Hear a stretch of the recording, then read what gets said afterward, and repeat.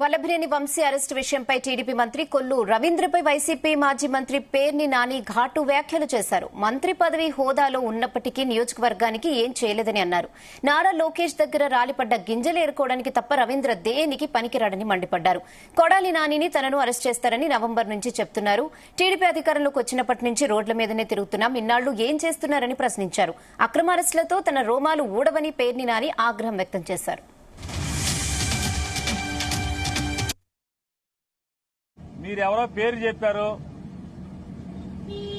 అతను మంత్రి పదవి హోదా ఎలగబెడతాకి తప్పితే ప్రజాసేవకు కానీ, మా ఊరు బాగు చేయటానికి కానీ, రాష్ట్రాన్ని బాగు చేయటానికి కానీ ఎందుకు పనికి రాకుండా కేవలం లోకేష్ దగ్గర గింజలు రాలిపడిన గింజలు ఏరుకుంటాకి మూటలకు అప్పచెబితే ఆ మూటల్లో రాలిపడిన నోటుల్ని జేబులో కుక్కుని సంతోషపడటానికి తప్పితే మరొక దానికి పనికిరాని మనిషి.